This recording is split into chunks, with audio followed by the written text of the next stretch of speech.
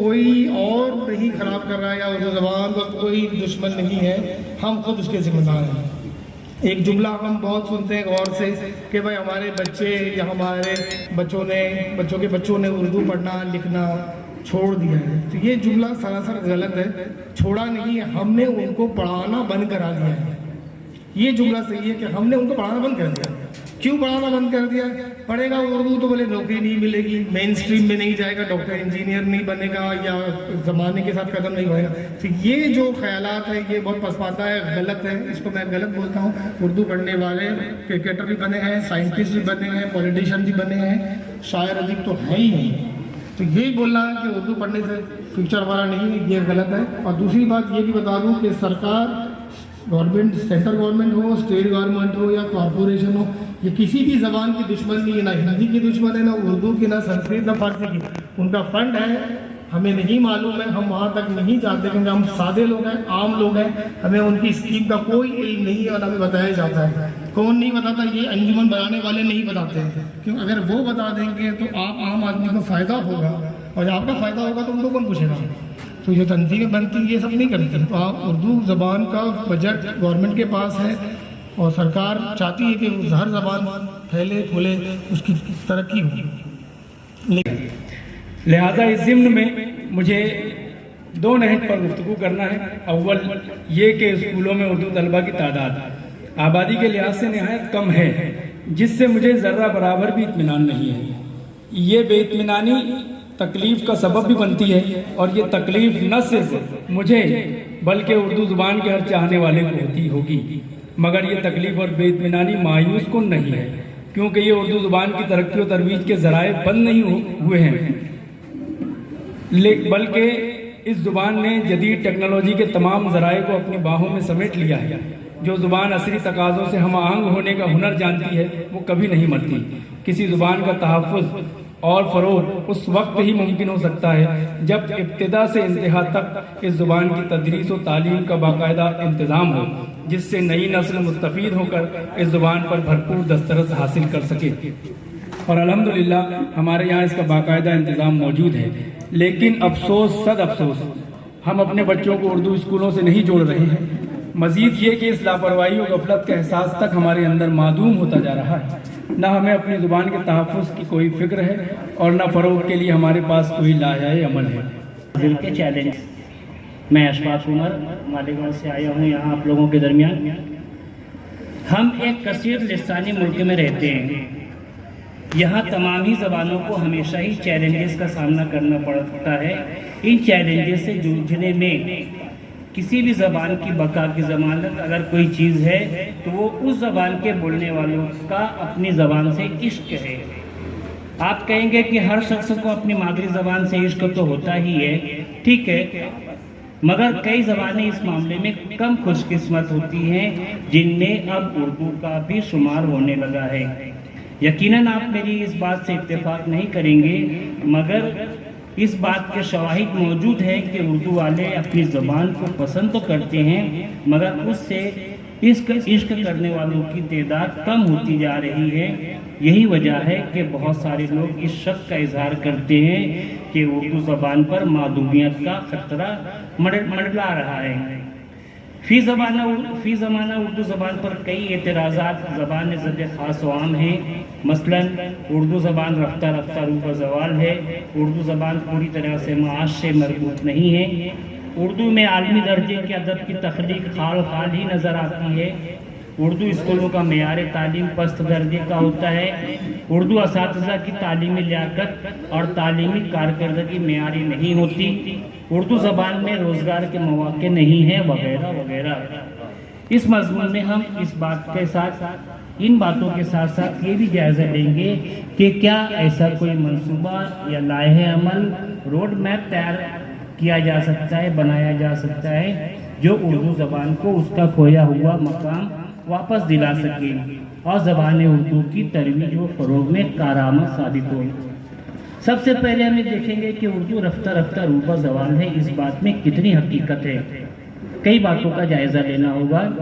سب سے پہلا کام ہم نے یہ کیا کہ گوگل سے پوچھا کہ ہم نے گوگل سے پوچھا کہ عالمی سطح پر اردو بولنے والوں کی تعداد کتنی ہے، تو لنگوا ایجو نام کی ویب سائٹ سے ہمیں پتہ چلا کہ عالمی پیمانے پر 170 ملین لوگ جو ہے اردو زبان بولتے ہیں، اور پوری دنیا میں بولی جانے والی تقریباً 6,500 زبانوں میں اردو کا مقام 11واں ہے، اور یقیناً ایک خوشائند بات ہے نا کہ نہیں ہے؟ پیدائش ہندوستان ہے، اور اس زبان نے اپنی تشکیل کے طویل سفر میں ہندوستان، عرب و ایران اور ترکی سب سے خاطر خواہ استفادہ کیا ہے، جس کا سب سے بڑا ثبوت یہ ہے کہ اردو خود ترکی زبان کا لفظ ہے۔ اردو زبان کا رسم الخط فارسی اور عربی سے مستعار ہے، مگر ہم غور کریں تو اس نتیجے پر پہنچتے ہیں کہ اردو رسم الخط بھی ان زبانوں کے ارتباط و اختلاط کی توسیعی صورت ہے۔ بعض دانشوروں کے خیال میں کسی بھی زبان کا حسن بلکہ روح اس زبان کا رسم الخط ہوتا ہے، یعنی رسم الخط کے بغیر اس زبان کی تہذیبی اور ثقافتی شناخت مشکل ہے۔ اس کا اندازہ اس بات سے بھی لگایا جا سکتا ہے کہ لسانی سیاست اور رنجش کے پیش نظر ماضی میں بلکہ اب بھی اردو زبان کے رسم الخط کی تبدیلی پر ایک ماحول تیار کرنے کی کوشش کی جاتی رہی ہے۔ بعض تنگ نظر بلکہ حاسدین اردو کو رومن یا دیوناگری لپی میں لکھنے کی حمایت میں پرچم بلند کرتے رہے ہیں۔ ایسے لوگوں میں جان گلکرسٹ، سردار جعفری اور بشیر بدر وغیرہ کے علاوہ کئی ایسے لوگ بھی شامل ہیں جو اردو کی نئی بستیوں میں آباد ہیں اور رسم الخط کی تبدیلی کے لیے جواز فراہم کرتے ہیں کہ ان کے بچے اردو بول تو لیتے ہیں مگر اردو لکھ نہیں سکتے۔ رسم خط کی تبدیلی کی مخالفت محض جذباتی لگاؤ کی وجہ سے نہ ہوگی۔ شاندار ماضی رکھنے والی کسی بھی زبان کے لیے رسم خط کی تبدیلی بہت بڑی تبدیلی ہوگی، کیونکہ وہ اس کے ادب کا اہم ترین اور عزیز ترین جزو بن جاتا ہے۔ رسم خط کو بدل دیجئے تو صفحہ خطاط پر نئی صورتیں نمودار ہونے لگیں گی۔ یہ نئی صورتیں نئے خیالات اور نئی آوازوں کی حامل ہوں گی۔ آواز کا بہت اہمیت رکھتی ہے۔ آپ نے دیکھا ہوگا مولوی صاحب مار کے آواز کو سکھاتے ہیں۔ قدیم ادب اور قدیم زبان کی دونوں کی موت واقع ہو جائے گی۔ جس زبان کے پاس محفوظ کرنے کے لیے کوئی قابل ادب نہیں، وہاں یہ خطرہ مول لیا جا سکتا ہے۔ ہندوستان میں ایسی تبدیلی کے بارے میں سوچا بھی نہیں جا سکتا، کیونکہ ہمارا ادب نہ صرف قابل ترین ہے اور بیش قیمت ہے، بلکہ اس کا ہماری تاریخ اور ہمارے خیالات سے گہرا تعلق ہے۔ عوام کی زندگی سے بھی اس کا گہرا تعلق ہے۔ اس قسم کی تبدیلی ظالمانہ غارت گری ہوگی، جس سے عام تعلیمی ترقی کو سخت دھکا لگے گا۔ روٹی کھانے والے اردو کے دشمنوں سے محفوظ رکھے۔ جبل پور یوں بھی اہل علم کا اور عاشقان اردو کا مرکز رہا ہے، اور آج بھی یہاں پر فیروز کمال اور ان کے احباب کا ایک بہت بڑا گروپ ہے جو اردو کے لیے کام کر رہا ہے۔ میری اللہ سے دعا ہے کہ وہ ان کے حوصلوں کو برقرار رکھے۔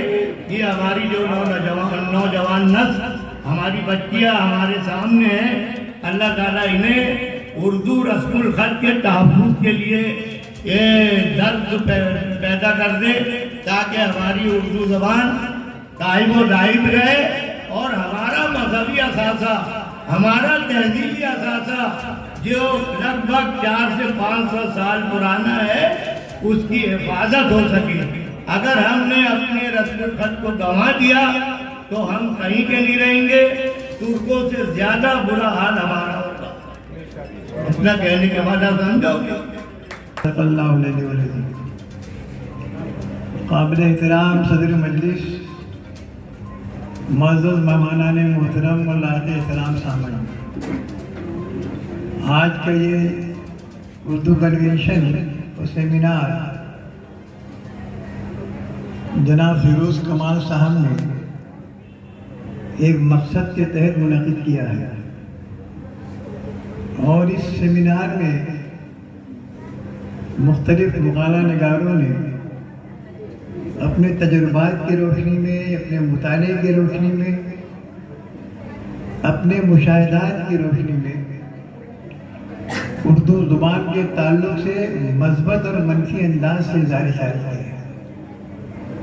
جس نے جیسا دیکھا، جیسا اس کو تجربہ ہوا، جیسا مشاہدہ ہوا، ویسے ہی بات انہوں نے اپنے مقالے میں پیش کی ہے، اور ان تمام مقالوں کا احترام کرنا چاہیے۔ میں صرف ابھی آپ سے ایک سوال کرتا ہوں کہ کیا آپ مجھ کو سننے کے لیے طاقت رکھتے ہیں، قوت برداشت ہے؟ دراصل میں وقت بہت ہو چکا ہے، اور اگر رکھتے ہیں تو سناتا ہوں، نہیں تو یہ مقالہ جو ہے میں فیروز کمال کے حوالے کر دیتا ہوں۔ تو تھوڑا سی برداشت کر لیجیے۔ تو میں نے جو ایک مضمون لکھا ہے وہ ہے اردو زبان کا مستقبل، اور میری ایک آنکھ میں تو قطعی روشنی نہیں ہے، دوسری آنکھ میں تھوڑی سی روشنی، اور میں کبھی کاغذ الٹا پکڑ لیتا ہوں، کبھی کاغذ سیدھا ہو جاتا ہے۔ بہرحال کوشش کرتا ہوں آپ کو سنانے کے لیے۔ تاریخ اس حقیقت کو منکشف کرتی ہے کہ اردو ہمیشہ عوامی زبان رہی ہے، اور اس نے ترقی کی تمام منزلیں شاہان وقت اور حکمران عصر کی سرپرستی کے بغیر طے کی۔ ابتدائی دور میں جب یہ ارتقا پذیر تھی تو اس ملک میں فارسی زبان و ادب کا غلبہ تھا، یہی بادشاہوں اور حکمرانوں کی پسندیدہ زبان تھی۔ حکومت کا سارا کام کاج اسی زبان میں ہوتا تھا۔ جب شہنشاہیت دم توڑنے لگی، مقابلہ جاتی امتحان پاس کرنے کے بعد ان کا داخلہ اس ادارے میں ہوتا ہے۔ جب آپ دیکھیں کہ اتنا مشکل وہاں پر طلبہ کو داخلہ لینا ہے تو وہاں پر اساتذہ کی بھرتی کتنے دشوار گزار مراحل کے بعد ہوتی ہوگی، اس کا اندازہ ہم بخوبی لگا سکتے ہیں۔ اور یہیں پر بطور پروفیسر ایک استاد محترم جناب ڈاکٹر واحد نذیر صاحب ہمارے درمیان اس ادارے سے ہمارے درمیان میں جلوہ افروز ہیں۔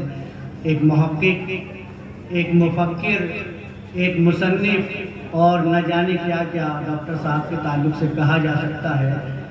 ہم اس وقت ان سے ادباً گزارش کرتے ہیں ان 4 مصروں کے ساتھ کہ میراث قلم میں میرا حصہ ہے بہت کچھ، میراث قلم میں میرا حصہ ہے بہت کچھ، لکھا ہے بہت سا ابھی لکھنا ہے بہت کچھ، اور سب کچھ تو ہوا جذب میری ذات کے اندر، حیران ہوں ابھی سامنے بکھرا ہے بہت کچھ۔ میں گزارش کر رہا ہوں جناب ڈاکٹر واحد نذیر صاحب۔ دے گے دہی برسرے تو چتر شہی، از ہر تو لبت قندے شکر می رہی، ہرگاہ تو گوئی کے دہی لے ہو دہی۔ جب امیر خسرو نے یہ کہا کہ ہرگاہ تو گوئی کے دہی لے ہو دہی، تو ایک گجری کو دیکھ کر دہی بیچتے ہوئے امیر خسرو نے یہ منظر کشی کی تھی۔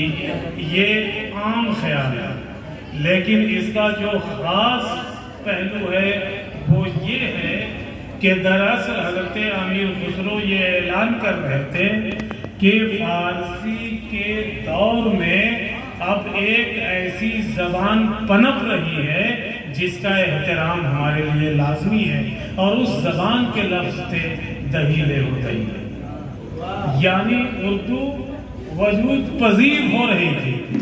یہی وجہ ہے کہ یہ اردو جب آپ اس کے ابتدائی سفر پر غور کریں گے تو آپ کو معلوم ہوگا کہ اس اردو کی یہ عظمت ہے، اس اردو کا یہ مقدر ہے، اس اردو کا یہ نصیبہ ہے کہ یہ پیدا ہوئی تو بزرگوں کی زبان کی زینت بنتی ہوئی پیدا ہوئی۔ جب اس کی پرورش ہوئی تو خانقاہوں کی زینت بنتی ہوئی پرورش ہوئی. اور اس اردو کی یہ عظمت ہے کہ جب یہ تتلاتی ہوئی زبان میں بول رہی تھی اس وقت بھی یہ کلمہ طیبہ لا الہ الا اللہ محمد رسول اللہ پڑھ رہی تھی.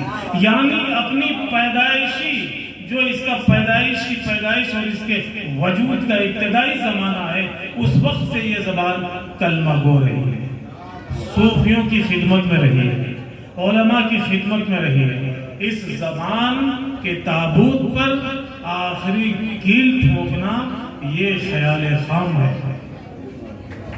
آپ اس زبان کی عظمت کو سمجھنا چاہتے ہیں. یہ زبان کی مخالفت صرف زبان کی مخالفت نہیں ہے بلکہ اس زبان کی مخالفت کے پیچھے بہت سارے منصوبے کار فرما ہیں کہ جیسے ہی ہماری نشانیوں تک پہنچنے کے ذرائع ختم ہوں گے ہماری نشانیاں ختم ہو جائیں گی. زبان ختم ہوگی, اس کا رسم الخط ختم ہوگا. اس کا مطلب یہ کہ اس زبان میں جو ہمارے اسلاف کی عظمتیں ہیں, اس زبان میں جو ہماری تاریخی شان و شوکت ہے, اس تاریخی شان و شوکت تک پہنچنے کا ذریعہ ختم ہو جائے گا. زبان کی مخالفت